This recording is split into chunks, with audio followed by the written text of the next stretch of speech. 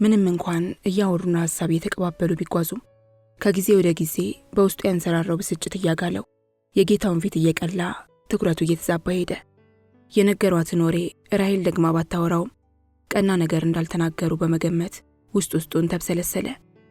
አንዳንዴ መልስ ለሚያስፈልገው ጨዋታ መልስ ሳይሰጣት እየቀረ አንዳንዴ ደግሞ ያለ ቦታው እሺ አዎ እያለ ማሳሳት በመጀመሩ ራሔል ቀስ በቀስ መናገሯን አቆመች። ከራሱ ጋር የሚነጋገርበት ጊዜ ሰጠችው። በዝምታው አልተደነቀም። ከራሱ ጋር የያዘው ሙግት ፋታ አልሰጠውም ነበርና። ከኮተቤ መምህራን ማሰልጠኛ ትምህርት ቤት አልፈው በርካታ ኪሎ ሜትሮችን ከተጓዙ በኋላ ግራውን ገንጠል ብሎ ወደ ተነጠፈው የኮረኮንች ጠባብ መንገድ ሲገቡ መኪናዋ ስትንገጫገጭ ወደ ራሱ ተመለሰ። አካባቢውን ቃኝቶ ገረመው። ከባህር ዛፍ ቁጥቋጦ ከወይራና ከጽድ ዛፎች በስተቀር ሰውና የሰዎች መኖሪያ ከማይታይበት ጭር ካለ አካባቢ መድረሳቸውን ገልመጥ እያለ አይቶ ተረዳ። ማን የሚባል አካባቢ ነው ይሄ ቦታ? አላት መንፈሱን ሰብሰብ አድርጎ።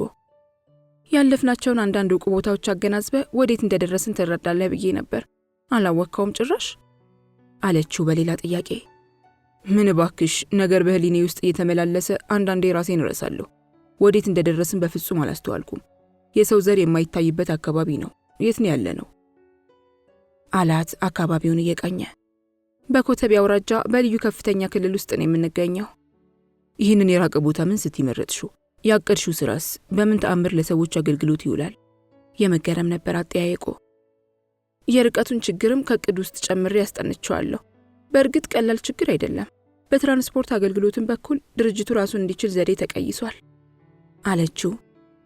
በዚህ ስፍራ ወደፊት ማለቴ ነው የዓመት ፍቃድ ተይዞ ወይም አርብ ማታ ከከተማ ተሰናብቶ በመውጣት እሁድ ለመመለስ ካልሆነ በስተቀር እንደ መሃል ከተማው ልማድ ደረስ ብሎ መመለሻ ሊሆን ያስቸግራል አላት እየሳቀ። እሷም እየሳቀች የስፍራው ከከተማ መራቅ የተፈለገው ለበቂ ምክንያት ነው። እህልና ውሃ ቀርቦላቸው ጠግበው ተዝናንተው ለሚመለሱ እንግዶች ብቻ ሳይሆን በልዩ ልዩ ዝንባሌ ለተወረሱ ሰዎችም ማስተናገጃ በመሆኑ የእነርሱን ምርጫ ለማሟላት ነው። ሐሳብሽን በእርግጥ ከመጀመሪያው አድንቄዋለሁ። ያልተለመደና አዲስ ሁኔታ በመሆኑ ግን ስኬታማነቱ ምን ያህል እንደሚሆን መገመት ተቸግሬያለሁ። አዲስ ሁኔታዎችን ማስተዋወቅና በስራ ላይ ማዋል ይገባናል ብዬ ስለማምን ብሩህ ውጤትና ከባድ ትግል ተጣምረው ይታዩኛል። ሰው እስኪለማመድ ድረስ ጥቂት ጊዜ መውሰዱ አይቀርም። ሆኖም በጥረቴ ደስ እንደሚለኝ ይሰማኛል አለችው በረቱ ስሜት። ጌታውንም ባየባት ጥንካሬ ነቀ። ጠጠር በተነጠፈበት መንገድ ላይ ወደ ውስጥ ሲጓዙ በመንገዱ ግራና ቀኝ የተተከሉት ልዩ ልዩ ዛፎች በእቅድና ለውበት የተተከሉ እንደነበሩ አስተዋለ። የዛፎቹ ዕድሜ ስንት እንደሆነ ጠየቃት። በ2 ዓመት ጊዜ ውስጥ የዳበሩ መሆናቸውን አስረዳችው። ወደ ኮረብታዋ የሚያወጣው መንገድ ሆነ ተብሎ እንዲጠማዘዝ ተደርጎ የተቀየሰ ስለነበር እንደ መንገዱ ሁኔታ መኪናዋ መለስ ቀለስ እያለች ሽቅብ ተጓዙ። ከፍ እያሉ ሲሄዱ የህንጻው አካል ታየው። በሚያምር እቅድ የተቀየሰ መሆኑን ወዲያውኑ አስተዋለ። በርካታ ሰዎች በስራው ላይ ተፍተፍ ይላሉ። የደመቀ እንቅስቃሴ ይታይ ነበር። የቤቶቹ እቅድና አቀማመጥ ከፍተኛ የስነ ህንጻ ስራ ችሎታ የዳሰሰው እንደነበር ወዲያው ተረዳ። በመካከል ከሚታየው ትልቅ ህንጻ ዙሪያ በየአቅጣጫው በልዩ ቅርጽና አቀማመጥ ብዙ ቤቶች ተወጥነው ይገነባሉ። በተዳፋቱ ቁልቁለትም ጋር ተጋጊጣው አነስ ያሉ ቤቶች ታዩት። በአጠቃላይ ቅያሱና ነጻው ለትርኢት ማሳያ የተዘጋጀ ማዕከል መስሎ ታየው። ከኮረብታዋ ደልዳላ ስፍራ ለመድረስ በኮረብታዋ ዙሪያ በማሽከርከር የዳገቱን አቅም ማዳከምና በዛፎቹ ውስጥ ማለፉ የሚያዝናና ሆኖ አገኘው። በአካባቢው የተተከሉትና እንክብካቤ የተደረገላቸው ዛፎች ባለ አበባ፣ ባለ ጥሩ ሽታ ነበሩ። ንፋስ እያንቀሳቀሰ ይረጭ የነበረው መዓዛ ጣፈጠው። ለዚሁ የጠረን ጉዳይ ሲባል ሆን ተብሎ የተተከለው ትናንሽ ነጫጭ አበቦች ያሉት የዱር ጽጌረዳ በየስፍራው ለምልሞ ንፋስና ንቦች በነካኩት ቁጥር ጣፋጭነቱን ያውዳል። እያደር ግንዳቸው የሚደነድን የአበባ ዛፎችም ተጠናክረዋል። ወቅት ጠብቀው አበባ የሚያፈኩ በመሆናቸው በሚማርክ የህብረ ቀለም ተዋህዶ በጥናት በስርዓት ተተክለዋል። የሽቶ ባህር ዛፍም በብዛት ከጫካው ውስጥ ለምልሞ ነበር። ከኮረብታዋ ደልዳላ ስፍራ ተነስቶ ቁልቁል የሚሽቆለቆል ምንጭም ታየው። ውሃው አፈር እየጠረገ የሚወርድበት ጉልበቱ በዘዴ ተዳክሞ በተቀየሰለት ሰዋራ መንገድ ድምፁን አለስልሶና ረክቶ ሲንፎለፎል የሚያዜም ያህል ይደመጣል። በርካታ ውሃና ኃይል የነበረው ምንጭ በሁለት ትልልቅ ቦይ ተከፍሎ አንደኛው ቦይ ወደ ህንፃው መግቢያ በሆነው ተዳፋትና በዛፎቹ መሃል እንዲንከላወስ መደረጉ ለዛፎቹ ልምላሜ ሲሆን፣ አንዳንድ ቦታም ሰፋ ያለ ገንዳ ተሰርቶለት እንዲቋት ታስቦ ነበር። በገንዳው ውስጥ ድንቅ ቀለምና መጠን ያላቸው ዓሦች እንዲራቡ በእቅድ ውስጥ ተይዟል። ከህንፃው በስተጀርባ ያለው ከፊሉ የቦይ ውሃ ደግሞ ከኮረብታዋ ከፍታ ተነስቶ ቁልቁል በኃይል እንዲወረወር የሚያደርገው መሽቀንጠሪያ በግንብ ተሰርቶለታል። ከታች የሚቀበለው ትላልቅ ቋጥኝ ደግሞ ድምፅ እንዲያስተጋባ ታቅዶ በሰፊው ኩሬ መካከል ጉች ጉች ብሏል።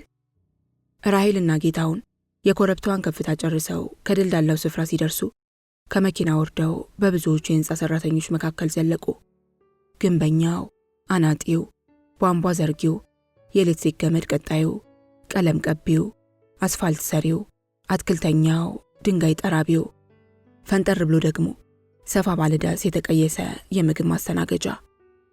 ሰራተኞች በየድርሻቸው በስራ ይንቀሳቀሳሉ። እንደዚያ ባለ የከተማ ዳርቻ ያን ያህል ሰው ተሰብስቦ መገኘቱ ለጌታውን በጣም ገረመው። ራሔል ባለፈችበት ቦታ ሁሉ የሚሰሩትን ሰዎች እያነጋገረች ሰላምታ እየሰጠች ነበር። ከሁኔታቸው ጥሩ መቀራረብና መለማመድ አየባቸው። በአንገቱ ዙሪያ ሜትር፣ በጆሮውና በፀጉሩ መካከል እርሳስ ሰክቶ ከግንበኞች ጋር መሰረትና ማዕዘን ወደሚለካው ሰው ቀረቡ። በአቧራ የተለወሰው ሰውም የነ ራሔልን መቃረብ እንዳየ ካጎነበሰበት ተነስቶ በትህትና ሰላምታ ሰጣቸው።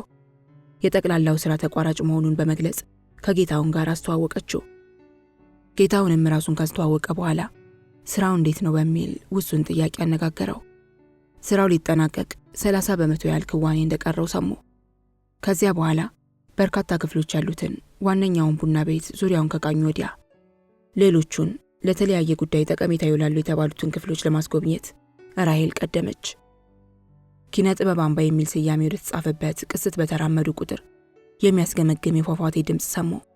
ከትልቁ ህንፃ አለፍ ብሎ በሰፊ የእብነበረድ ንጣፍ ወለሉ ያማረለትና አጠር ባለ ግንብ የተከበበው ምንጭ፣ በሁለት አቅጣጫ ቦይ ተቀዶለት የሚወጣው በርካታ ውሃ በሰው ጥበብ ተገርቶ በጢስ አባይ አምሳል ተሰርቷል። ውሃው ተስፈንጥሮ ይወረወር የነበረው ቁልቁል 17 ሜትር ርቀት ነበር። ውሃውና የስረኛው ቋጥኝ ተጋጭተው የሚፈጥሩት ድምፅ የገደል ማሚቱ ምላሽ ነበረው። የውሃው ጥራትና የመንጠሩም ኃይል የሚግለሰለስ ባዘቱ አስመስሎታል። ከቋጥኙ ጋር ተጋጭቶ የሚወርደው ውሃ አደብ አግኝቶ ጥቂት ከተሽቆለቆለ በኋላ ወደ ተዘጋጀለት ኩሬ ይገባል። ያም ኩሬ ከየትኛውም ስፍራ የበለጠ ስፋትና የነጻ ውበት ነበረው። በኩሬው ውስጥ ያኔውንም በእንክብካቤ የተያዙ ዓሦች ሲተራመሱበት ነበር። የትዕይንት ሰገነት ላይ ሆነው የፏፏቴውን አወራረድና ድምፅ፣ ግራና ቀኙን ተዳፋቱን ይዘው የተሰሩትን ቤቶች በርቀት ሲያዩ ጥቂት ጊዜ ያሳለፉ። ጌታውን ያንን ፈጠራና ጥበብ የተሞላውን ቅያስ ከተመለከተ በኋላ ድርጅቷ ላለመችው ዓላማ የሚያደርሳት ፈጣን መንኮራኮር እንደሚሆን አመነ። ባየው ቁጥር መንፈሱን ሆለለ። ተፈጥሮን ተከትላ ተውባ ልብ መስረቅ በምትችልበት አቋሟ ነበር ያገኛት። ምኞቷን፣ እቅዷን፣ ሙከራዋንና ቆራጥነቷን እያደነቀ ተከትሏት ወደ ኪነ ጥበብ አምባ ቅርጽ ገቡ። ድንጋይ የተነጠፈበት ቀጠን ያለ የእግር መንገድ ገለጥ ብሎ ከመታየቱ በቀር የአምባ በልምላሜ የተላበሰ ነበር። የዛፎቹ አተካከልና አከረካከም እጅግ ውብ ነበረ። የአበቦቹ አተካከል ጭራሽ አካባቢውን ስጋጃ ምንጣፍ አስመስሎታል። እንደ ውብ ጎፈሬ ክምክም ያለው ሳር ሊረግጡት ቀርቶ ሊተኙበት የሚመች ነበር። ከዛፍ ወደ ዛፍ እየተንጠላጠለ የሚሳበው ሐረግ በተፈጥሮ እድገቱ ዳስ ተቀልሷል። የጽድ ክርክሞች የተጋረዱለት የድንጋይ መቀመጫ አልፎ አልፎ ተሰናድቷል። አይናቸው በርካታ የሆኑ ወፎች አስቀድመው አካባቢውን ተላምደውታል። ዝማሪያቸው ይመስጥ ነበር። ከቀጭኑ የእግር መንገድ በስተግራ የፏፏቴውን ገደል ተዋስኖ የተሰሩት ቤቶች በአበባና በሐረግ የተዋቡ በረንዳዎች ነበሯቸው። በተመሳሳይ ቅርጽና የክፍል ብዛት በተዳፋቱ ላይ ቁልቁል የተሰሩ ቤቶች ፏፏቴውን ከመካከል አድርገው ሰልፍ የገቡ ይመስላሉ። የኪነ ጥበብ አምባ በልዩ ልዩ ዝንባሌ ለሚያልሙ ለሚጥሩ ሰዎች ሲባል በልዩ ጥናትና ጥረት የተሰራ ነበር። ደራሲያን፣ ሰዓሊያን፣ የሙዚቃ ባለሙያዎች፣ እርግጠኞቹ መጽሐፍት አንባቢያን ይስተናገዱበታል በሚል እሳቤ እያንዳንዱ ዘርፍ እንደየብጤቱ ተደራጅቷል። ከአካባቢው የቤት ሥራ የተጠናቀቀው የኪነ ጥበብ አምባ ነበር። ለደራሲያን የተዘጋጁ ቤቶች በአንድ ጣራ ስር አራት ክፍሎች ሆነው በግድግዳ ቢዋሰኑ በምንም የማይገናኙ ገለልተኞች ነበሩ። እያንዳንዱ አነስተኛ ክፍል የመኝታ ስፍራ፣ ከግድግዳው ጋር የተሰራ የልብስና ዕቃ መከወኛ አነስተኛ ቁም ሳጥን፣ የቁም ገላ መታጠቢያና መጸዳጃ ተዘጋጅቶለታል። የፊት ለፊቱ ግድግዳ በብረት ፍርግርግ የተጠበቀ ሰፊ መስታወት ከውብ መጋረጃ ጋር ነበረው። ለጽሑፍ የሚመቹ ጠረጴዛና ወንበሮች ገብተዋል። ደራሲው በሚያሻው አቅጣጫ ትዕይንቱን በመረጠበት አኳያ እንዲመለከት ሲባል ወንበርና ጠረጴዛው ባለተሽከርካሪ እግሮች ነበሯቸው። ከዚህ ውጭ ምግብና መጠጥ፣ ሙዚቃን በተመለከተ ከዋናው ማስተናገጃ ድርጅት ጋር ግንኙነት የሚደረግበት የውስጥ የስልክ መስመር ተያይዟል። የተለያዩ ቁልፎችን በመጫን ከድርጅቱ ልዩ ልዩ ክፍሎች ጋር በመገናኘት ትዕዛዝ መስጠት እንደሚቻልና ቀልጣፋ አገልግሎትም እንደሚሰጥበት ራሄል አስረዳቸው። ሰዓሊያን ይሰሩበታል ተብሎ የተዘጋጀውም ክፍል ለሚወጠሩ ሸራዎች ልዩ ልዩ ቀለማት ማስቀመጫና መበጥበጫ የሚሆኑ ስፍራዎች አሉት። ከዋናው ድርጅት ጋር የሚያገናኘውም የውስጥ መስመር ተደራጅቶለታል። የመኝታና ዕቃ መከወኛ፣ የግድግዳ ቁም ሳጥንም ነበረው። ሰዓሊያኑ የአካባቢውን ትዕይንት በመመርኮዝ በፈጠራ ስራቸው እንዲተጉ የበረንዳ ላይ ስቱዲዮ ተዘጋጅቶላቸዋል። ለአንባቢያን አገልግሎት ተብሎ የተዘጋጀውም ክፍል በውስጡ ፍጹም ጸጥታ እንዲሰፍን በጥንቃቄ የታነጸ ነበር። በአንድ አቅጣጫ ከግድግዳው ጋር ተዋህዶ የተሰራው የመጽሐፍት መደርደሪያ እጅግ በርካታ መጽሐፍትን የሚይዝ በመሆኑ በመጽሐፍት አቅርቦት ምን ያህል ዝግጅት እንዳላት ጌታውን ጠየቀ። ራሄልም በምታደርግ የውጭ በረራ በርካሽ ዋጋ የእውቅ ደራሲያንን መጽሐፍት ለማምጣት እንደቻለች ነግረዋለች። በሌላም በኩል ጄምስ ዊሊና አንዳንድ በስራዋ ሳቢያ ያወቀቻቸው የውጭ አገር ሰዎች ያደረጉላት ትብብር ሰፊ ድርሻ እንደነበረው አጫውተዋለች። የንባብ ክፍሎቹ ለአንባቢያን የትምህርት ደረጃ የተከፋፈሉ ነበሩ። አማርኛ ቋንቋ አንባቢ ለሚጠቀምበት ክፍል ቀደምት የብራና መጽሐፍት እስከ ትርጉም ስራዎቻቸው እንዲካተቱበት ጥረት መደረጉን እየገለጸችለት ወደ ሙዚቀኞች ክፍል ተራመዱ።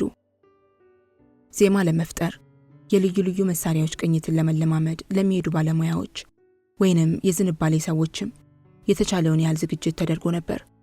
ክፍሉ ድምፅ ውጦ በሚያስቀር ግድግዳ የታነጸ ሆኖ መኝታ፣ መታጠቢያና የዕቃ ማስቀመጫ ቁም ሳጥን ነበረው።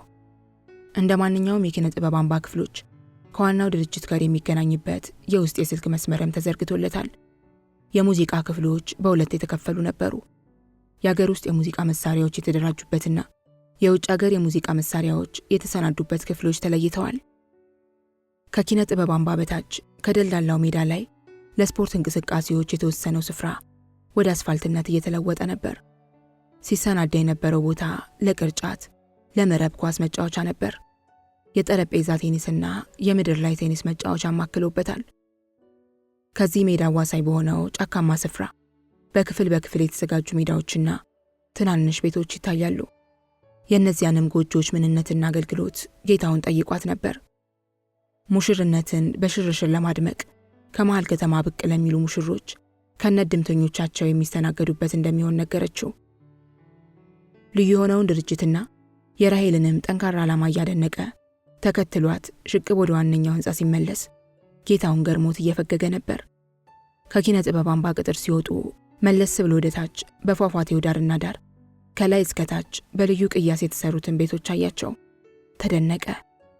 መለስ ብሎም በልቡ ውስጥ የነበረውን አድናቆትና ያደረበትን ጥርጣሬውን ሊገልጽላት ወደደ። ከግምት በላይ የሚያስደንቅ ደግሞም የሚያስደስት ሥራ ተሰርቷል። ዓላማሽንና ጥረትሽን አደንቃለሁ፣ አከብራለሁ። የዕድልሽን በረከት ለብቻሽ ማጣጣም ያልፈለግሽ ቀና ሰው ነሽ። ድካምሽ ሁሉ ብዙሃን እንዲሰባሰቡበት ነው። እዚህ ላይ ግን አንድ ስጋት አለኝ። ሰዓሊው፣ ደራሲው፣ አንባቢው፣ ሙዚቀኛው፣ ዝምታ ወዳዱ፣ ተፈጥሮን አድናቂው እዚህ ድረስ ለመምጣት ምን ዘዴ ይኖራቸዋል? መተውስ በሚያገኙት አገልግሎትና ቆይታ መጠን የሚተመነው ክፍያ ከአቅም በላይ ቢሆንና ቢያስፈራራቸውስ? እንደ ተመኘሽው ተገልጋዩና አገልግሎቱ ተስማምተው የሚራመዱበት ይመስልሻል? አላት ረጋ ብሎ። ጉራማይሌ ንቅሳት ዘርፍ ያሳመረውን ጥርሷን በፈገግታ ገልጣ ጥቂት ከቆየች በኋላ መንግስት በቅርቡ በፈቀደው ቅይጥ ኢኮኖሚ ስርዓት ውስጥ ካፒታላችንን አቀናጅተን ለመስራት ሰዎች ተስማምተናል። ድርጅቱ የራሱ የሆነ የትራንስፖርት አገልግሎት እንደሚኖረው ታቅዷል። ሌላው ጥያቄ ድርጅቱ ስለሚሰጠው አገልግሎት ክፍያ ነው። እነዚህ ሰዎች በሙያቸው የሚያደርጉት ጥረትና የሚያስጨብጡትም ውጤት ለነሱ ጥቅምና መዝናናት ተወስኖ የማይቀር በመሆኑ የተለየ እገዛና ማበረታቻ ማግኘት እንዳለባቸው አምናለሁ። ውጤታቸው የህዝቡና የሀገሪቱ ጥሪት ስለሚሆን ድርጅቱ ባለው አቅም ድጋፍ እንዲያደርግላቸው አቅጃለሁ። እንግዲህ ክፍያው ለኪነ ጥበብ ሰዎች አቅማቸውን የሚመጥን ይሆናል አለችው በእርግጠኝነት። የዚህ ሰፊ ዕቅድ ማከናወኛ አቅማችሁ ምን ያህል ይሆናል? አላት በመደነቅ። የመደብነው 4 ሚሊዮን ብር ነው። 2 ሚሊዮን ብር በሁለት የታወቁ ነጋዴዎች የቀረበ ሲሆን ቀሪውን 2 ሚሊዮን ደግሞ እኔና ጀምስ አዋተናል። ጀምስ የውጭ ሰው በመሆኑ ይህንን የሽርክና ዕድል ሊጠቀምበት ይችላል? ጀምስ ገንዘቡን የመደበው በእርግጥ በእኔ ስም ነው። ሆኖም የሽርክናው አባል ነው። ካለን የረጅም ጊዜ መቀራረብ የተነሳ ጀምስ በጋራ ጥረን እንድንኖር ይፈልጋል። ስለዚህም ለእኔ የሚሰስተው ጉልበት፣ ጊዜና እውቀት የለውም። እኔ ግን ትዳርን ያላማ እንቅፋት አድርጌ ስለምፈራው በዚህ ነጥብ ላይ እስካሁን አልተስማማንም። ሆኖም የዕድሌን ችቦ ያቀጣጠለልኝ ባለውለታዬ ነው አለችው በግልጽነት። ጌታሁንም የጀምስን ነገር አሰብ አድርጎ ያላቸው የገንዘብ አቅም በእርግጥ በቂ ነው። የማደንቀው ግን አላማሽን ነው። የጀምስም ትብብር በቀላል የሚገመት አይደለም። መልካም ውጤት እመኝላችኋለሁ አላት ከልቡ። አመሰግናለሁ አቶ ጌታሁን። የሩቅ አስተያየትና ትችት ብቻ ሳይሆን ካንተና ካቶ ደሳለኝ የምፈልገው የቅርብ ሐሳብ እገዛ ነው አለችውና መለስ ብላ ወደ ጠራት የህንጻው ሥራ ተቋራጭ መሐንዲስ ተራመደች። ጌታሁንም ረጋ ብሎ ወደ ሰው ሰራሹ ፏፏቴ መወርወሪያ ሰገነት ሄደ። አግድም የተቀየሰውን የብረት አጥር ተደግፎ ለረጅም ጊዜ ቁልቁል ተመለከተ። የውሃውን አወራረድ ከቋጥኝ ጋር ተጋጭቶ ይፈጥር የነበረውን ድምፅ ሲያደንቅ ቆየ። ቀስ በቀስም ከግል ነገሩ ጋር በተያያዘ ስሜት ተመሰጠ። በዚያ ወቅት ላስፈለገው ሰላምና ብቸኝነት ተስማሚ ስፍራ ሊሆን እንደሚችል ገመተ። የሥራውን መጠናቀቅ ተመኘ። በኪነ ጥበብ አምባ በፏፏቴው ግራና ቀኝ ከተኮለኮሉት የአንባቢያን ክፍሎች መካከል አንደኛዋን ተከራይቶ ከመጽሐፍት ጋር እየተወያየ ሰላም ሊላበስ ልቡ ሻቀለ። ለትዳሩ መፍረስ ምክንያት የሆኑትን ጉዳዮች ተራ በተራ እያሰላሰለ ቆዘመ። የሥራ ባልደረባውን ሽታዬን በተግባሯ መግለጽና በታመመችም ጊዜ ለልጆቿ ጥቂት እርዳታ ማድረግ፣ በጠራራ ፀሐይ የከተማ ወንበዴዎች ቦርሷን ለነጠቋት ሴት አጋር መሆን፣ ከፍቅር ውጭ በሆነ ቀረቤታ ከሴት ልጅ ጋር መታየት የተሰጣቸው እኩይ ትርጉም፣ ያደረሱበትንም ጉዳት መራራነትና ክብደት መዘነ። በመጨረሻም ደመ መራራ ማለት እኔን መሰሉ ይሆን ሲል ራሱን ጠየቀ። ነገር ሲመርበትና ሲከርበት ደጋግሞ በማስተዋሉ ነበር። በዚህ መካከል የልጆቹ ነገር ከሚነዝር ናፍቆት ጋር ከልቡ ተሰነቀረበት። በዚያ ምሽት ከልጆቹ ጋር በቤቱ ውስጥ ማደር እንዳለበት ዳግመኛ ወሰነ። ለበርካታ ወራት ካጎቱ ልጅ ጋር ተዳብሎ የቆየበትን ሁኔታ አሰላስሎ ጠላው። ትዳር በፈረሰ ቁጥር ሴቶች ከቤታቸው መውጣታቸውን ይቃወም ስለነበር እሱ ወጥቶ እንግልቱን ችሎ ከረመ። እርቅና ሰላም እንደማይሆን ስላረጋገጠ በዚያን ዕለት ወደ ቤቱ ሊመለስ ወሰነ። ሐሳቡን ከውኖ በውሳኔ አስሮ ቀና ሲል ራሔል በስተቀኝ ራቅ ብላ ከአንድ ዛፍ ስር ተቀምጣ ወረቀቶች ታገላብጥ ነበር። ጌታሁን ወደ እሷ እየቀረበ ንግግራችሁን ጨረሳችሁ እንዴ አላት። ራሔልም ወረቀቶቿን እያጣጠፈች እኛ ከጨረስን ቆይተናል፣ አንተ ሐሳብን እስክትጨርስ ድረስ እየጠበቅኩ ነው ብላ ከተቀመጠችበት ተነሳች። ምን እባክሽ፣ ሐሳብ ከተቆራኘ መጥፎ ነው። ክንፍ ሆኖ ያንሳፍፋል፣ ልጓም ሆኖ ይጎትታል፣ ራስንም እስከ መርሳት ድረስ ይገፋል። ይቅርታ ጊዜሽን አባከንኩ አላት በትህትና። መጨነቅ እንደሌለበት እየተፍለቀለቀች ከመለሰችለት በኋላ ጎን ለጎን እየተራመዱ ትልቁን ሕንጻ ከውጭ እያዩ ወደ መኪናዋ ተመለሱ። ራሔል ግን ቀደም ሲል ቤተ ክርስቲያን ውስጥ ሽማግሌ የነገሯትን ወሬና እሱም የሰመጠበትን ሐሳብ ማገናዘብ ይዛ ነበር። መኪና ውስጥ ገብተው የቁልቁለቱን መንገድ እንደጀመሩ የተሰማትን ሐሳብ ረጋ ብላ ሰነዘረች። አቶ ጌታሁን በሐሳብ ተጠምደ ስላየሁ ተሰማኝ። ሐሳብን ለብቻ ይዞ መንገላታቱ ችግሩን የሚፈታው አይሆንም። ለአንድ ለምታቀርበው ሰው የግድ ማካፈል ይኖርብሃል፣ አለበለዚያ ውሎ አድሮ እጅግ ይጎዳሃል አለችውና መለስ ብላ ተመለከተችው። ጌታሁንም ሐሳቧን በአዎንታ ተቀብሎ ተጨማሪ ሐሳብ ሳያክል ቀረ። በቀላሉ ስለታዘበችው ግን ነደደው። ቅር የማይልሽ ከሆነ አንድ ልጠይቅሽ የምፈልገው ነገር ነበረኝ አላት፣ የንግግራቸውን ርዕስ ሙሉ ለሙሉ ለውጦ። ራሔልም መለስ ብላ አየችውና ማወቅ የምትፈልገው ካለ ስለ ማንኛውም ጉዳይ ልጠይቀኝ ትችላለህ አለችው። በአሁኑ ወቅት አንድ ቆርቆሮ ለመግዛት ወይም አንድ ከረጢት ሲሚንቶ ለማስፈቀድ ከፍተኛ ደጅ ጥናትና ጠቀም ያለ ጉቦ መስጠት ተለምዷል። ይህንን የመሰለ ሰፊ ቦታ ስታገኝና ይህን ድርጅት ስትገነቢ ያጋጠመሽ ችግር ምን ያህል ይሆን አላት፣ ምላሿን ለመስማት ፊቱን ወደሷ መልሶ። ግልጽ እኮ ነው አቶ ጌታሁን፣ የበላይ ባለስልጣናትን ልብ የሚያሞቅ ጉቦ መስጠት ነበረብኝ። ቃል ኪዳንም ገብቻለሁ። ያቀድኩት ስራ የደራ እንቅስቃሴ ፈጥሮ ገቢ የሚያበረታታ ሲሆን በሽርክናም ሊጣመሩ የጠየቁኝ አሉ። እሺ ብያቸዋለሁ። በርካታውን ፍላጎታቸውን ያረካልኝ ጄምስ ዊሊ ነው። በዜግነቴ ላገኝ የሚገባኝ መሬት ከመግዛት ባላነሰ ጉቦን የተመራሁት። በዚህ ሁኔታ ሌላው የህንጻ ዕቃ የተገኘው በደለበ ስጦታ ነው። ይህንን ሁሉ ያስተዳደር ቀውስ ተሻግረሽ ላሰብሽው ስራ መብቃትሽ ራሱ ትልቅ ጥንካሬ ነው። በጣም የሚደነቅ ብርታት አድለሻል አላት ከልቡ በሆነ አድናቆት። አመሰግናለሁ አቶ ጌታሁን። አንተንና አቶ ደሳለኝን የሚቀርባችሁ ጥረቴን በርቀት በማየት ውሱን አስተያየት እንድትሰጡኝ አይደለም። የቀረቤታ ድጋፋችሁን እፈልጋለሁ፣ ምክራችሁን እፈልጋለሁ። እንደምትተባበሩኝም አልጠራጠርም አለች መኪናዋን ቁልቁል በዛፎቹ መካከል በእርጋታ እያሽከረከረች። ጌታሁንም የግራና የቀኝ ዛፎችን ችምችም ብለው ያደጉና እንደ ግድግዳ የደረጁትን ጽዶች ባለጥሩ ሽታ የሆነውን የቀርከሃ ጽጌረዳ እየተጠላለፈ የፈጠረውን ደን እያደነቀ ነበር። ለዚህ አስደሳች ውጤት የበቃችውን ራሔልን በአቅማቸውና በእውቀታቸው ካጠገቧ እንደሚቆሙ አረጋገጠላት። በዚያው በድርጅቱ ሥራ ላይ እያወሩ ወደ መሃል ከተማ አቅጣጫ በረሩ። ወደ ቤቱ መሄጃ መገንጠያ መንገድ ላይ ሲደርስ ጌታሁን ተሰናብቷት ወረደ። የምሽቱ ቀዝቃዛ አየር ዘና ብሎ የነበረውን አካሉን ሲደባብሰው ስብስብ አለ። እጁን ከቦላሌው ሱሪ ውስጥ ከቶ ከጥቂት ጊዜ በኋላ የሚደርስበትን ቤትና በዚያም ሊያጋጥመው በሚችል ሁኔታ ላይ አሰበ። ጊዮርጊስ ቤተ ክርስቲያን ተሰብስበው የነበሩትን ሽማግሌዎች በነበሩበት ትቶ ውሳኔውን አሳውቆ ከሄደ በኋላ ማርታም ተመልሳ ቤት እንደምትገባ አልተጠራጠረም። በዚያ ሰዓት በቤቱ ለመኖር ሲገባ ምን አይነት አቀባበል እንደምታደርግለት እየገመተ ተጓዘ። እሷና እሱ ተረዳድተው በሰሩት ቤት እንዳይገባ አግዳ እንደማታስቀረው እምነቱ ነበር። እሱ ሲገባ ልጆቿን ይዛ ወይንም እነሱን ትታለት ከቤት ወጥታ ወደ እናቷ ቤት እንደምትሄድ ገመተ። እንዴት እንደተራመደና ምን ያህል ጊዜም እንደወሰደበት ልብ ብሎ ሳያውቀው ሐሳብ እንዳውጠነጠነ መንደሩን ዘልቆ ገባ። ከቤቱ አጥር ግቢ እንደደረሰም ቆፍጠን ባለ ስሜት ተሞልቶ ደጋግሞ የውጭውን የብረት በር አንኳኳ። የጎረቤት ሰዎች በጓሮ ተጣርተው ባይነግሯት ኖሮ ወርቅ ያንጥፉ አልሰማችሁም ነበር። ከነገሯት ወዲያ ተንደርድራ መታ በሩ ልትከፍትለት ስትታገል ተኝተሽ ነበር ወይስ ደንቆረሻል? እንዴት አትሰሚም? ይህን ያህል ጊዜ በር ስደበድብ አላት በቁጣ። ብዙ ዓመት ከቤተሰቡ ጋር ተመሳስላ የኖረችው ሰራተኛ ወርቅ ያንጥፉ የጌታውንን ድምፅ ስትሰማ ደንግጣ እየተሸማቀቀች ኧረ ስራ ይዤ ነው ጋሼ፣ በርበሬ ስደልዝ ነበር። የተሰማኝ የሙቀጫው ድምፅ ብቻ ነበር። እንደምናመሹ ጋሼ፣ ግቡ ግቡ አለችው በትህትና። ደህና መሸሽ ወርቅ ያንጥፉ አላትና ከቁጣው መለስ አለ። ወዲያው ወደ በረንዳው እየተራመደ አንቺስ ስራ ላይ ነሽ፣ ልጆቹ የት ሄዱ? በር ሲንኳኳ ለምን ብቅ አይሉም አለ በመገረም። የሉም፣ ማንም በቤት ውስጥ የለም። ቀትር ላይ የትያጎት መጥተው ነበር፣ ከሳቸው ጋር በመኪና ወጡ። እናታቸው ቤት እንደሚቆዩ ነግረውኛል አለችው። ምን ተገኘና ነው ተለቃቅሞ የሄዱት አላት ቆም ብሎ። እኔ እንጃ፣ እትጌ 7 ሰዓት ላይ ሲገቡ ብስጭት ብለው ነበር። ወዲያው አጎታቸው መጡ። እናታቸው ቤት እንዲወስዷቸው ጠየቋቸውና ልጆቹን ይዘው ሄዱ። በይበሩን ክፈችልኝ አለና ጌታሁን ወደ በረንዳው ተራመደ። በረንዳው ላይ ቆሞ ግቢውን ላፍታ ቃኘው። ወርቅ ያንጥፉንም ከመሬቱ ከእንቅፋቱ ከቤቱ ግድግዳ እየተጋጨች ሮጣ በጓሮ በር ገብታ የሳሎኑን በር ከፈተችለት።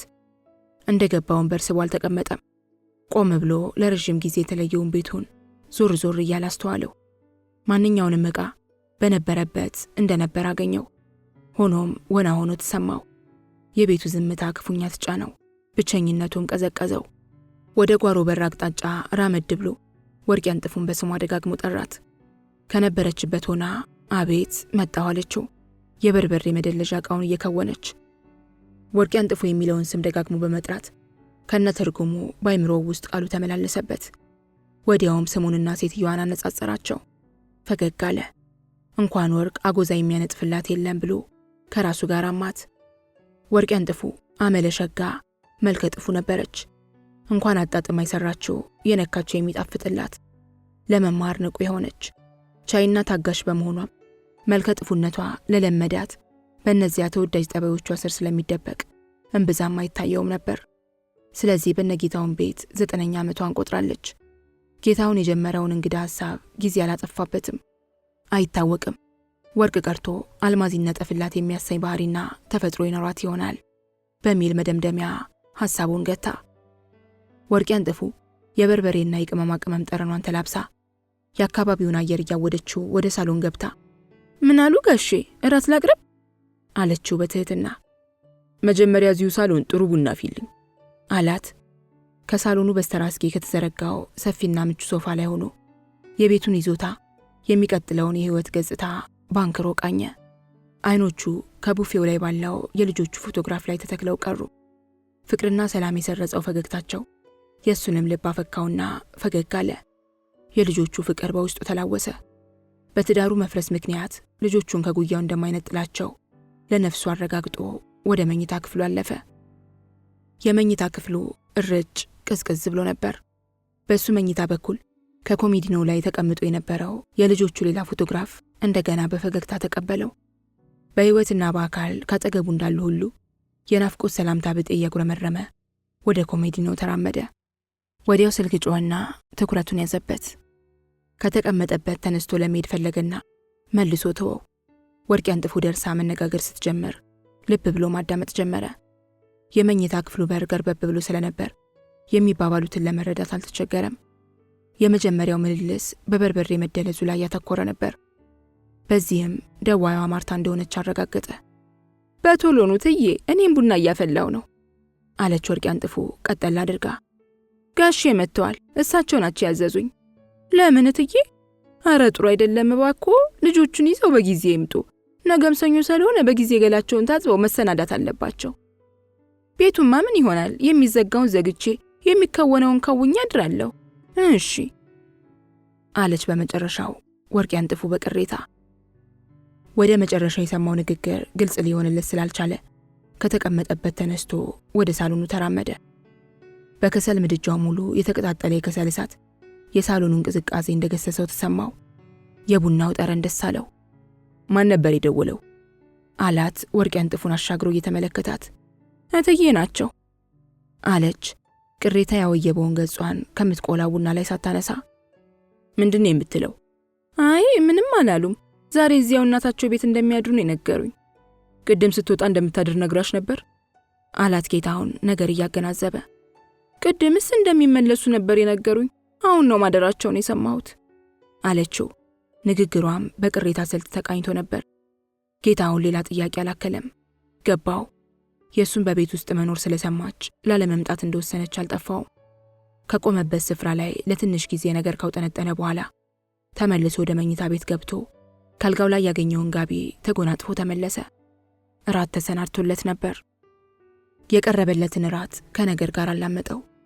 ከምግቡ ጣዕም ይልቅ የነገሩ ምሬት እየተሰማው አምሮቱ ተቆለፈ። በሐሳብ ገስግሶ 1080 መንደር ካማቱ ከወይዘሮ ሽማጫሽ ቤት ገባ። እንደ እሳት ወላፈን የሚጋረፈው ነገራቸውና ትዕቢታቸው ትውስ አለው። ከጅምሩም ማርታ በፍቅር ጸንታ በማመጿ ተሸንፈው ትተውት ነው እንጂ ጌታውንን እንኳን ላማችነት ላሽከርነት የማይመርጡት እንደነበር ተናግረዋል። ጌታውንም በነበራቸው አዱኛ አምላኪ ባህሪ ይንቃቸው ስለነበር ቀረቤታው ሻካራ ነበር። ማርታን ሲናገሯት ያደመጠ መሰለው። ድሮም ነግሬሽ ነበር፣ ከድህነቱ ሌላ ትዕቢቱ የፈጠጠ እከሌ የማይሉት የነ ከሌ ወገን ተብሎ ትከሻ የማይሆን መናጢ ላይ አትንጠልጠይ ብዬሽ ነበር። ያልኩት አልቀረም፣ እሱም በዛው ብሎ ተኩራራብሽ እያሉ ባጉል ግምትና የጋለ ቅናት የቆሰለ ህሊናዋን በነገር እየደነቆሉ ሲያደሙባት ታየው። በማርታ ግትርነትና ጠርጣሪነት ቢበሳጭም ከልቡ ጥላቻ አልነበረምና አዘነላት። እናቷ ምን ያህል እንደሚጠሉት ስለሚያውቅ ቀና ምክር እንደማይኖራቸው እርግጠኛ ነበር። ረፋዱ ላይ በጊዮርጊስ ቤተክርስቲያን በሽምግልና ላይ እንደነበሩ የተለያቸው አዛውንቶች ቅድስት ሥላሴ ቤተክርስቲያን ውስጥ ከሌላ ሴት ጋር እንዳዩት መናገራቸው የማይቀር መሆኑን አሰበ። ይህ ደግሞ የማርታን ልብ ገንጥሎ ለማስቀረት የተመቻቸ መሰረት እንደሚሆናቸው ገባው። በአጋጣሚዎች ለተንኮል መቀነባበር ተገረመ። ከምን ጊዜውም ይልቅ በዚያን ቀን በቅናትና በጥርጣሬ የነተበውን የማርታን መንፈስ ለመቆጣጠር እንደሚችሉ እርግጠኛ ሆኖ ነበር። ሰላማዊ ብቸኝነቱን ማግኘት እንዳለበት የወሰነበት ዕለት ስለነበር እንጂ ከውሳኔው በፊት ማርታ ላዳር ብትቀር ኖሮ እሱና ወይዘሮ ሽማጫሽ እሳትና ጭድ የሚሆኑበት ጊዜና ጉዳይ እንደነበር አሰላስሎ ሳቀ። ነገሩን ሁሉ እርግፍ አድርጎ ጥሎ የቡና ፍንጃሉን አነሳ። አቡል ቡናውን ደጋግሞ ፉት አለለት። የወይዘሮ ሽማጫሽ ጠጅ ቤት መግቢያው ከትልቁ ቪላ ቤታቸው ጎን ሆኖ በቤቱ ዙሪያ በስተጓሮ የተደራጀ ነው። ከውጭ ለሚያይን አነስተኛ ዛኒጋባና ዳስ ብጤ ይመስላል። ውስጡ ግን 200 ሰዎች ሊይዝ በሚችል አግዳሚ ወንበር የተሞላ ከመሆኑም በላይ በስተጓሮው ካለው የአጥር ግንብ ጋር የተያዘ የስጋ መሸጫ፣ የስጋ መጥበሻና የሲጋራ መሸጫ ክፍሎች አሉት። በቪላው በስተጓሮ በስፋት የተንጣለለው ዛኒጋባ በየዕለቱ ከ10 ሰዓት ጀምሮ በሰው ብዛት ይላል።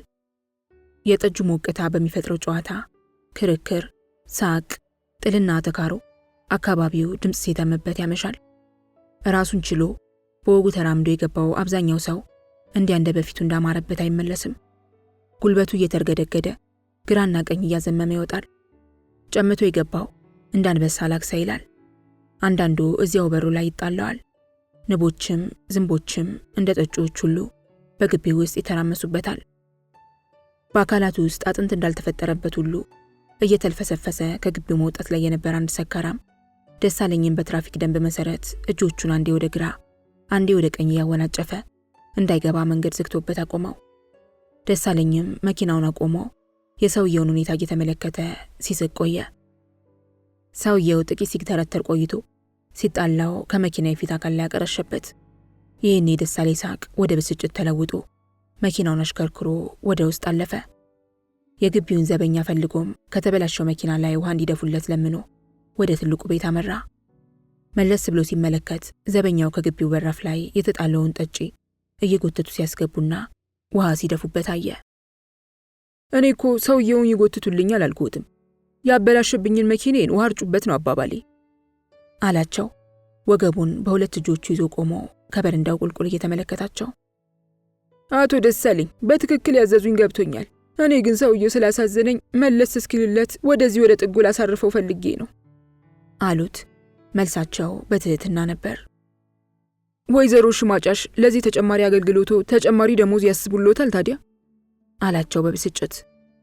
አይ ደሳለኝ፣ እኔው ለነፍሴ ብዬ በገዛ እጃቸው ባመጡት ጉዳት ሲቸገሩ ሳይ እረዳለሁ።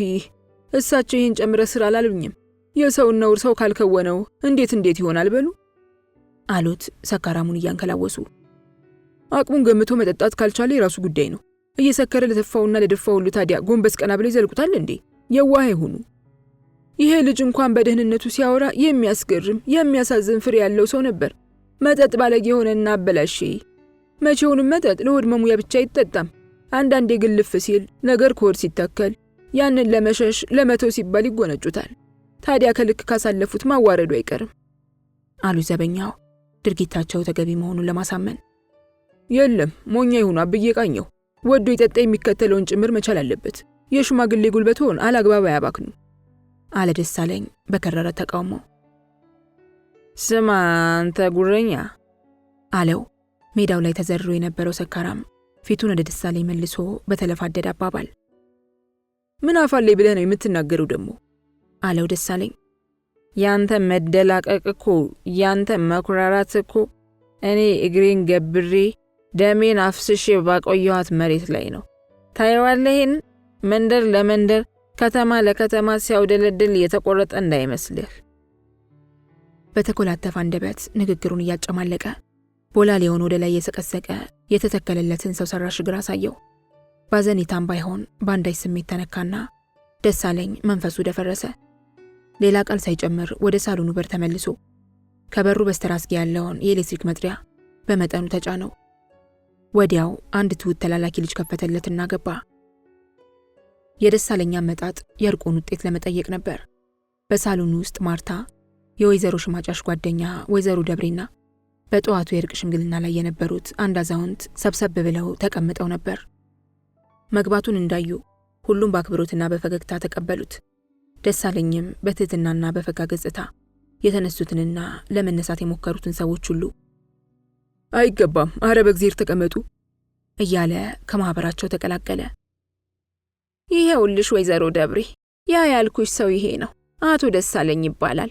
እንደ ስሙ ደስ የሚያሰኝ ለሰው አክብሮትና ፍቅር ያለው ጨዋ ሰው ነው። ተዋወቁ አሉ ወይዘሮ ሽማጫሽ ደሳለኝን ለጓደኛቸው ሲያስተዋውቁ።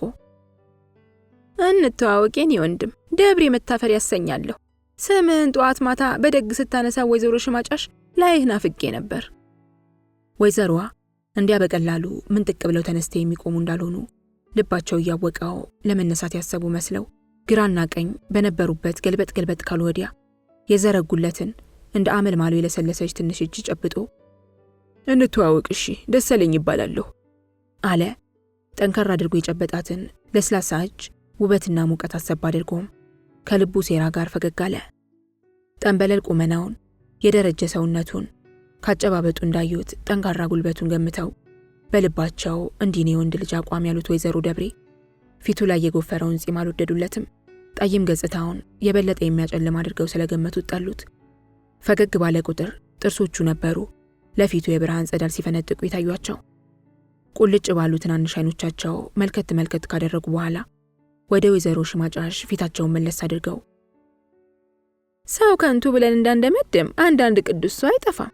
እንዲያው ብቻ ገና ከጠዋቱ ከቀናው ሰው አገጣጽመኝ ብሎ መማጠኑ ይሻላል አሉ ደብሬ።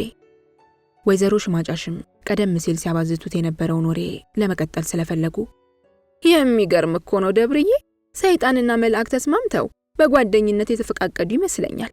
ልብ ብዬ ሁለቱን ያስተዋልኩ ጊዜ ምኑ ነገር አቆራኝቶ እንዳዋደዳቸው፣ ምኑ ለጓደኝነት እንዳስተሳሰራቸው ድንቅ ይለኛል። ይሄኛው የማይቆረቆር ጠባይ ያለው አመለ ጌታ፣ ለጋስ፣ ሩህሩህና ተግባቢ ሲሆን፣ ያ ደግሞ ሰው ጤፉ ለማንም ለምንም ደንታ የሌለው ትዕቢተኛ ነው አሉ ሽማጫሽ። ደሳለኝም በትዝብት እይታ አስተዋላቸው። በዚህ መካከል ማርታ ብድግ ብላ ወደ ሌላኛው ክፍል ገብታ በሩን ዘጋች።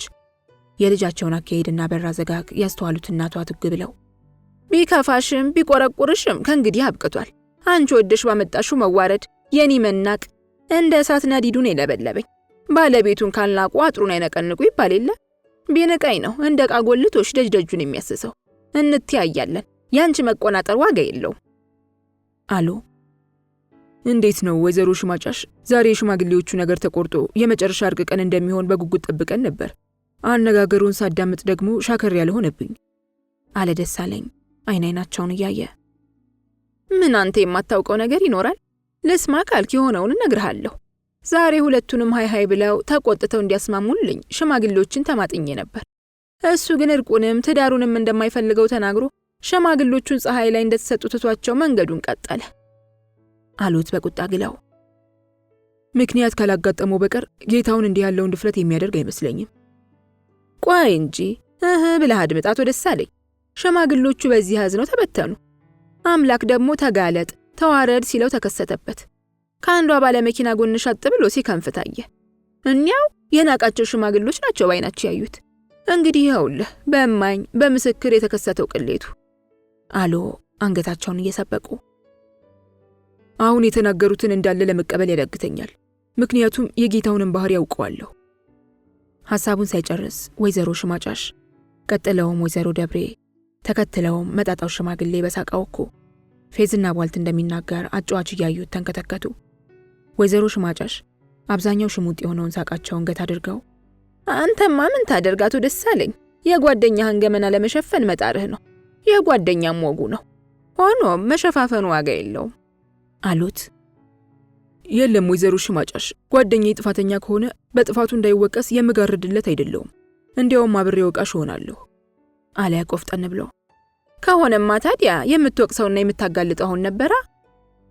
አሁን ምን ተጨባጭ ጥፋት ተገኘበት? ታው እንጂ አቶ ደሳለኝ፣ አንድ ቢሉ መንታ ልጆች አስወልዶ እያሳደገ ኖሮ እናቲቱ ስትታመም የሥራ ባልደረቤ ነችና አስታምማለሁ ልጆቹንም እንከባከባለሁ ብሎ አይን አውጥቶ ቀረበ። መቼም ስህተት ይፈጸማል። ከሆነ በኋላ ይሁን ብለን የተዋለደ ሰው መቻቻል አለበት በሚል ልናስማማ ስንቸገር እሱ ማንም ፈርቶ ዛሬ ደግሞ ሽማግሌ ረግጦ ከሚያሽቃብጣት ሴት ጋር ሊዝናና ሄደ። እንግዲህ የጥፋት አይደለም ጌታውን መናኛ ስህተት የሚሳሳት አይደለም አለ ደሳለኝ በቁጣ። መጣጣው ሽማግሌ ይህን ጊዜ መሃል ገብተው በቁጣና በደነደነ አንደበት ሐሳብ አከሉ። ሰማኸኝ ወንድሜ፣ ሰው ለወደደውና ላቀረበው ሽንጡን ገትሮ መማገት ቀርቶ ይሞትለታል። ያንተም ነገር የዚሁ ብጤ ነው። ይሄ ጓደኛህ እኩይ ነው። ትዕቢት ያሳበጣት ልብ ደግሞ የሰይጣን ማደሪያ ናት።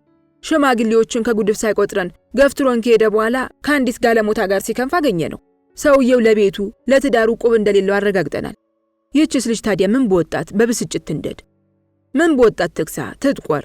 እሱ የናቀውን ትዳር እሱ አስገፍትራው ብትወጣ ምን ታጣለች? ካሉ በኋላ መለስ ብለው የሁለቱን ሴቶች አይን ፈላልገው ተመለከቱ። ሐሳባቸው መደገፉን ስላረጋገጡ ደመቅ አድርገው ከሳቁ ወዲያ መለኪያቸውን አንስተው ተጎነጩ። ደሳለኝም ልብ ብሎ ካስተዋላቸው በኋላ አባቴ የወይዘሮ ሽማጫሽን ዝምድና ለማግኘት የመረጡት ዘዴና መንገድ የሚያዋጣውት አይደለም። እርሶን የመሰሉ የአገር ሽማግሎች የተሳሳተውን አርመው በደል ቢኖር አካክሰው ትዳር ሲጠግኑ እንጂ ሲበትኑ አይቻለውቅ። ለማንኛውም ንጹሕ ሰው በመወንጀል የጠነከረ ትዳር በማፍረስ የቅርብ ወዳጅ የሚሆኑ እንዳይመስሉ አላቸው። እያረምክ እያስረገጥክ ተናገር እንጂ እንዴት ነው አባባልህ? አሉና ሽማግሌው ተበሳጭተው አፈጠጡበት። ተው እንጂ አቶ ደሳለኝ፣ መሰረት ያለው ነገር ይዞ መከራከር መቼም ደንብ ነው። እኔ ወደዋለሁና ጓደኛዬን ከነድፉ ከነንከኑ እንደኔው ዘሉልኝ ማለት የጨዋ ሰው ስራ አይደለም አሉ ወይዘሮ ሽማጫሽ ቆፍጠን ብለው። አሁን እንደተወነጀለ የፈጸመ ከሆነማ በእርግጥ ጥፋተኛ ነው። እኔም ከናንተ ጎን ቆማለሁ። ግን አልፈጸመውም። ጌታውን ንጹሕና እውነተኛ ሰው ነው። ተው እንጂ ቅኖቹና እውነተኞቹ የት ሄዱ ወዳጄ?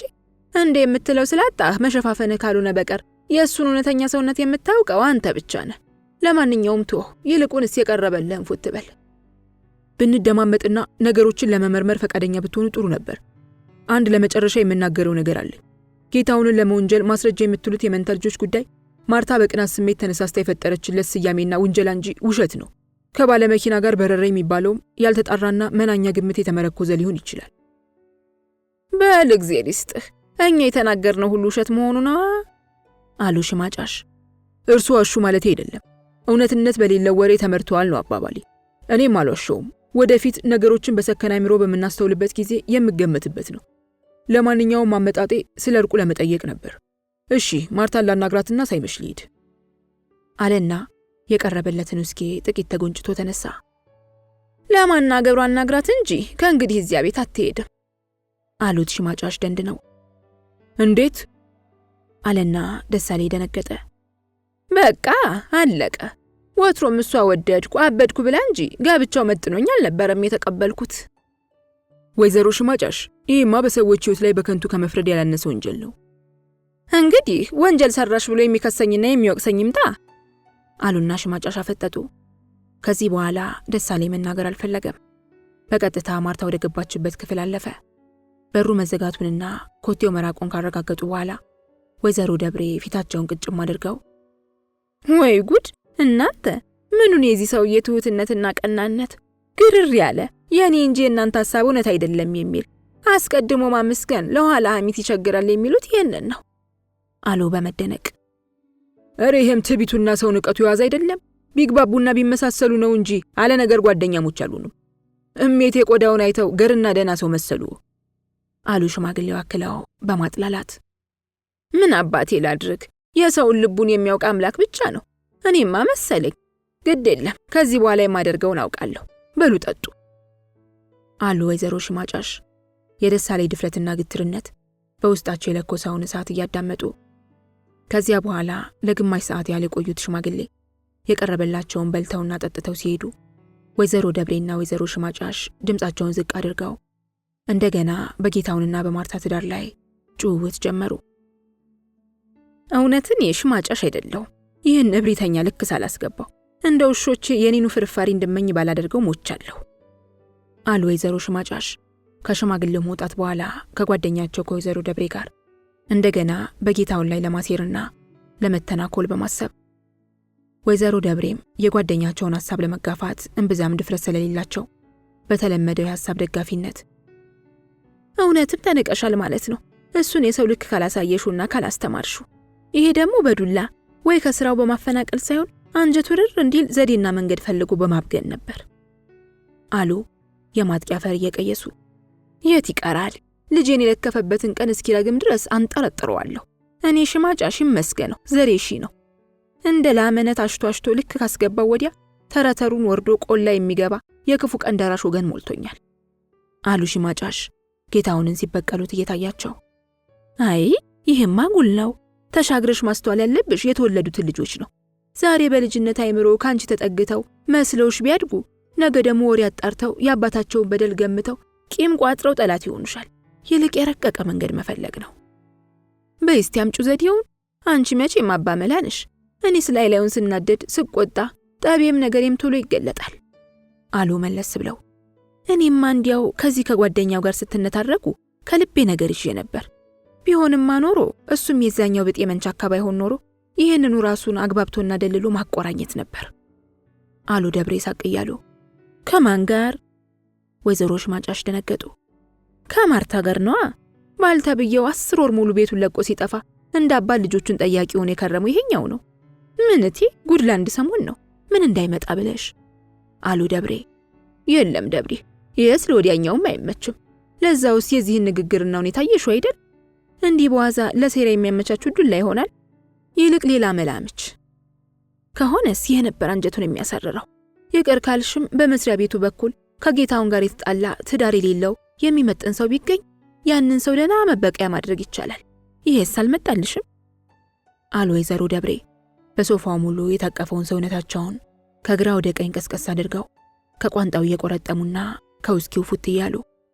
ወይዘሮ ሽማጫሽ የቀረበላቸውን የበቀል መንገድ ከልብ መረመሩት። እንደተባለውም እሱን አካለ ስንኩል ማድረጉና በዘዴ ከሥራ ማፈናቀሉ ዞሮ ዞሮ ጠንቁ ከቤታቸው እንደማይወጣ ተገነዘቡ። ወትሮም የጌታውንን አማችነት ይጠሉት ስለነበር ከሱ ነጥለው ሊያስቀሯት የሚችሉበትን ይህንኑ መንገድ መከተል እንዳለባቸው ወሰኑ። ምንም እንኳን ማርታ በቅናት ተብሰልስላ ለጊዜው ጸብ ብትጭርም በሙሉ ልቧ ቆርጣ የተባለችውን ለማድረግ መተባበሯን ተጠራጠሩ። ቁልጭ ያሉ አይኖቻቸውን ተክለውባቸው ወደሚመለከቷቸው ጓደኛቸው መለሳሉና ሁለተኛው ዘዴሽ የሚሰራ ይመስለኛል። እሱስ የመስሪያ ቤቴ ባልደረባ ናት እያለ አይደል ወሽሞ ያስወለደው?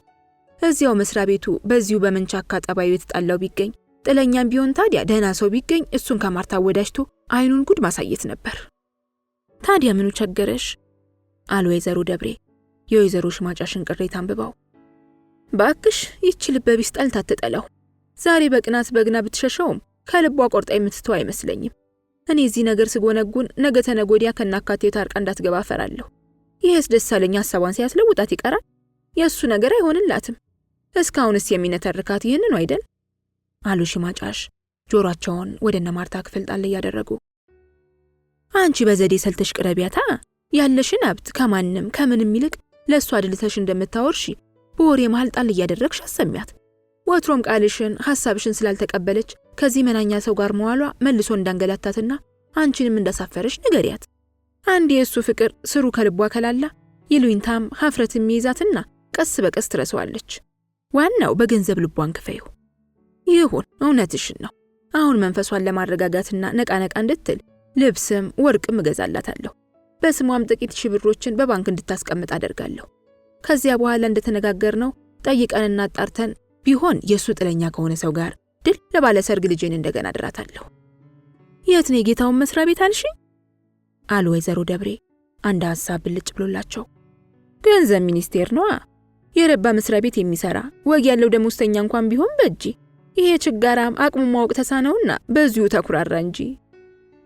ታዲያ አቶ ሲሳይ እዚሁ አይደለም እንዴ የሚሰሩት አሉ ደብሬ ፊታቸው በፈገግታ ሲበራ የተሸበሸበውም የጉንጫቸው ቆዳ እየተፍታታ። ሲሳየቱ አሉ ሽማጫሽ ግንባራቸውን ክስክስ አድርገው በጥያቄ እያተኮሩ። ሲሳይ እኒያ ጥቁር ረጅም ጥርሳቸው ግጥጥቅጥጥ ያለ ይርቃል እንጂ ለነገሩማ ዘመዴ ናቸው ይባላል።